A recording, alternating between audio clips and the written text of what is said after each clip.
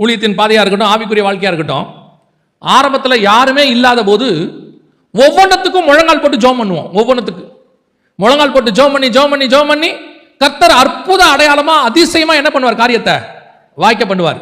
வந்து சாட்சி சொல்லுவோம், கர்த்தர் அற்புதமா செஞ்சார், அதிசயமா செஞ்சார். கொஞ்சம் எல்லாம் வளர்ந்த உடனே அதே மாதிரி ஒரு பிரச்சனை ஒன்று வரும். ஒரு 5 வருஷம் கழிச்சு இப்போ நம்ம எப்படி இருப்போம் தெரியுமா?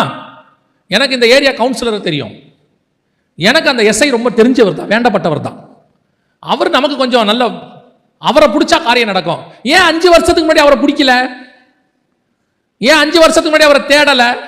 அன்னைக்கு அவரை தெரியாது. அன்னைக்கு இயேசுநாதரை மட்டும்தான் தெரியும். இன்னைக்கு இயேசுநாதரும் தெரியும், கூட இவரையும் தெரியும். உடனே ஒரு வசனத்தை எல்லாம் எடுத்துக்கிறது. என்ன வசனம் தெரியுமா? மனுஷர் தயவு தேவையில்லையா? மனுஷர் தயவு கண்டிப்பா தேவை. ஆண்டவர் மனுஷனை கொண்டு தான் உதவி செய்வார்.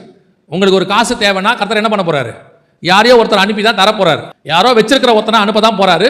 கண்டிப்பா மனுஷர் தயவு தேவை. ஆனா நீங்கள் தேடி போக வேண்டியதில்லை, அந்த ஆளை கர்த்தரே அனுப்ப வல்லமை உள்ளவராக இருக்கிறார்.